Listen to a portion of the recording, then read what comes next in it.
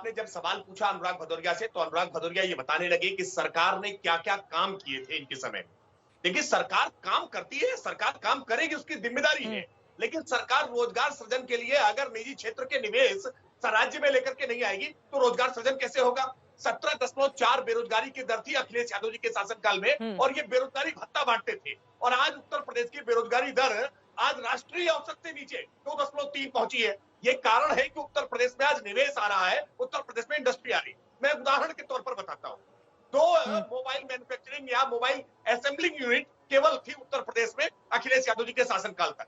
Bharatiya Janata party की सरकार बनने के बाद आज 150 से ज्यादा मोबाइल असेंबलिंग और मोबाइल मैन्युफैक्चरिंग यूनिट केवल नोएडा और ग्रेटर नोएडा में लगने का काम हुआ है।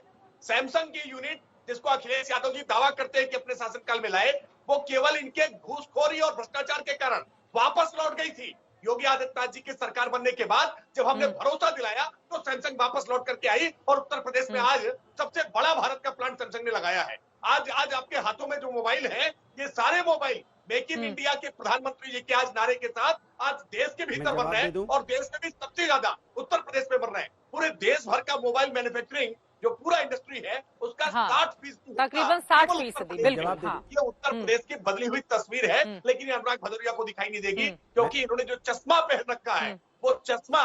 ठीक है अनुराग जी, पहले आप जवाब दीजिए, उसके बाद अतुल जी मैं फौरन आपके पास आऊंगी। देखिए, कमाल की बात है, सैमसंग की फैक्ट्री समाजवादी के समय लगी और समाजवादी के समय चालू हुई। आप उसको किसी तरह तोड़ मोड़ के बोलिए कि भाग गए, कि चली आई, कि गई, अब ये सब बातों से कोई मतलब नहीं है। दूसरा, HCL भी समाजवादी लेके आए थे, जो लखनऊ में लगा हुआ है। आप बताइए HCL कब आप लेके आए? HCL, अगर हमने HCL ले आए तो आप और दूसरी भी ले आते। समाजवादियों ने यहाँ पे एक विकास का राह दिखाई है जो आज जमीन पे दिखाई पड़ती है। तभी मैंने पहले, चित्रा जी, आपने पूछा था, पहले मैंने शुरुआत कर दी थी कि हमारा विकास धरातल पे दिखाई पड़ता है, एक्सप्रेस पे दिखाई पड़ता है, धरातल पे है। 100 डायल धरातल पे दिखाई पड़ रहा है, 1090 धरातल पे है, समाजवादी पेंशन धरातल पे है। यहाँ पे जो हमने जो उत्तर प्रदेश के सभी जिलों को 4 लाइन से जोड़ा था वो धरातल पे है। हम धरातल की बात करते हैं, ये बेरोजगारी भत्ता की बात करें, बेरोजगारी भत्ता हमने दिया, और आपने भी तो वही काम, आपने उसकी नकल करके आपने कहा कि हम राशन देंगे, तो राशन देने की जगह आप रोजगार देते थे। क्यों राशन दिया आपने? आप हर घर में रोजगार देते, राशन देने की जरूरत नहीं थी, लोगों को रोजगार मिल जाता। तो वही मैं आपसे कहना चाहता हूं कि समाजवादी का काम धरातल पे, मेट्रो हमने बनाई, धरातल पे मेट्रो दिखाई पड़ रही है, रिवर व्यू फ्रंट हमने बनाया, दिखाई पड़ रहा है। तो हमारा काम तो प्रभु दिखाई पड़ता है। आप भी अपना काम तो ऐसा कीजिए, दिखाई पड़े। 5 एयरपोर्ट उत्तर प्रदेश के, हाँ वो भी गिना रहे हैं। ठीक है सर, और भी ऐसे मुद्दे हैं, मैं लौटूंगी, लेकिन यकीनन आपने भी लंबी चौड़ी फहरिस्त गिरा दी, और ये कम से कम अच्छा है। एक राज्य में जब इन्वेस्टमेंट के लेकर हम बात करते हैं तो कम से कम विकास की तरक्की, ये तमाम राज्य किस तरह से गिने, गढ़े और आगे बढ़े, उसको लेकर जब चर्चा होती है तो यकीनन उत्तर प्रदेश की जनता भी आप लोगों को साधुवाद देगी, क्योंकि रोजी रोजगार ये सबसे बड़ा मुद्दा है जिसको लेकर यकीनन सरकार को आगे बढ़ना चाहिए। लेकिन अतुल पाटिल जी, सीधे आपके पास आते हुए, देखिए बेरोजगारी की बार बार बात कांग्रेस पार्टी भी करती है, समाजवादी पार्टी, दूसरी भी विपक्षी पार्टियां, ये कहते हुए आप लोग योगी मोदी सरकार पर करारा वार करते हैं, चाहे यूपी के संदर्भ में देख लें या फिर केंद्र के संदर्भ में देख लें। लेकिन तुलना तो राज्यों से ही की जाएगी ना। अगर कांग्रेस शासित राजस्थान में 21% बेरोजगारी की दर है, उत्तर प्रदेश में अगर 4% है, तो यकीनन राकेश त्रिपाठी और बीजेपी अपनी पीठ थपथपाएंगे। क्या गलत कर रहे हैं फिर?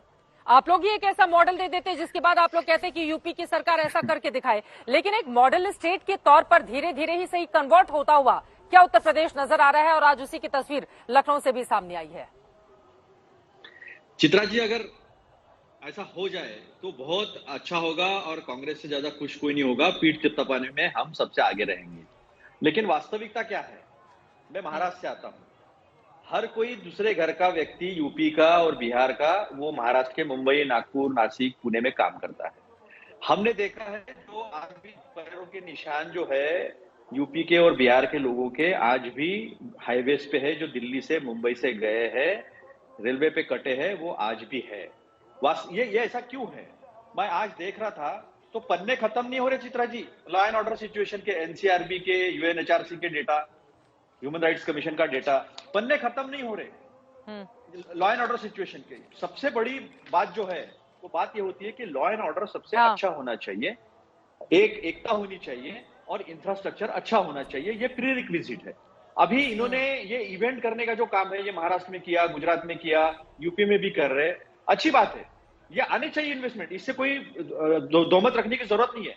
सभी चाहते हैं, ये होना चाहिए पूरे देश में, ताकि पलायन रुकेगा जी, माइग्रेशन रुकेगा और जो है वो एक समतोल जो है विकास में आएगा। लेकिन वास्तविकता क्या है उसे भी देखना चाहिए। इन्होंने महाराष्ट्र में भी किया था 16 लाख करोड़ का, लेकिन महाराष्ट्र का जो वातावरण सबसे अच्छा था, नंबर 1 है, 16वीं इकोनॉमी है दुनिया की, वो भी खत्म कर दी। वेदांता फॉक्सकॉन का जो है गुजरात के चुनाव के लिए मोदी जी उधर लेकर गए। देखना राकेश जी, संभाल लो, अपने यूपी में कुछ अच्छा आया होगा ना, तो मुकेश जी पे दबाव डाल के वो भी गुजरात लेके जाएंगे, और वहां भी नहीं हो पाएगा। धोलेरा में नहीं हो पाया वेदांता फॉक्सकॉन का, तो वो संभाल लीजिए। इन्होंने क्लेम किया था 4.5 लाख करोड़ का इन्वेस्टमेंट हमारे पास 2018 में आया।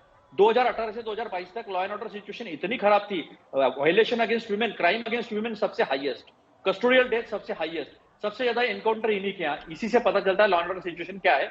40,000 करोड़ के ऊपर जो है इन्वेस्टमेंट नहीं आया है। ये लोग सब जगह गए, मोदी जी, योगी जी जो है वो बॉम्बे आए थे, लेकिन धरातल पे जब विकास होता है, जीडीपी, सुनिए ना, जीडीपी यानी क्या है, ग्रॉस डोमेस्टिक डेवलपमेंट जो है वो दिखता है, हर चीज जो है उसका विकास दिखता है, उसका प्रोडक्शन दिखता है, नौकरियां दिखती है, खुशहाली दिखती है। अभी कल ही उत्तराखंड में विद्यार्थियों को मारा गया, 1 साल पहले रेलवे के विद्यार्थियों को कहाँ इलाहाबाद में मारा गया, प्रयागराज में मारा गया, सब जगह मारा गया बच्चों को, क्योंकि भीड़ लगी हुई थी। अग्निवीर के लिए जिस तरह का भीड़ जमा यूपी में हुआ था, उसके ऊपर लाठीचार्ज हुआ था। ये सारी चीजें दिखती है ना, तो आप जो है इवेंट करने के बजाय सही मायने में जो प्री रिक्विजिट है, जो जरूरत है इन्वेस्टमेंट आने की, वो करनी चाहिए, वो होती नहीं है। हालांकि यहाँ पे एक चीज मैं क्लियर कर दूं, 1 दिन का, 2 दिन का, 3 दिन का होता है, 3 दिन का होता है, सबसे ज्यादा 3 दिन, सुनिए ना, आखिरी 10 सेकंड, ठीक है 3 दिन का होता है। लेकिन मैंने आपसे सवाल पूछा था, बेरोजगारी दर को लेकर राजस्थान और यूपी से सब तुलना की थी, और आज तो देखिए भरोसा आपके भीतर तब पैदा होगा ना, कम से कम नेताओं के जेस्चर से भी वो नजर आना चाहिए। अशोक गहलोत जी, देखिए सर, मुझे कांग्रेस शासित राज्यों के मुख्यमंत्रियों का उदाहरण देना ही होगा। अशोक गहलोत जब बजट पढ़ रहे होते हैं राजस्थान का, जरा आप सोचिए कि ये कैसे मुख्यमंत्री हैं, पिछले साल का बजट वो 10 मिनट तक पढ़ जाते हैं, उनको अंदाजा तक नहीं रहता है। तो फिर पलट कर पूछा जाएगा ना, एक आक्रामक तरीके से अगर निवेश को लेकर आप आगे बढ़ रहे हैं, अपनी जनता को लेकर आप आगे बढ़ना चाहते हैं, वहां के युवाओं के रोजगार, अगर आप देखिए इसी साल राजस्थान में विधानसभा के चुनाव हैं और मुख्यमंत्री कितने सजग और सतर्क हैं कि वो बजट पिछले साल वाला पढ़ रहे हैं, अगर टोका टाकी नहीं होती तो पूरा ही पढ़ जाते।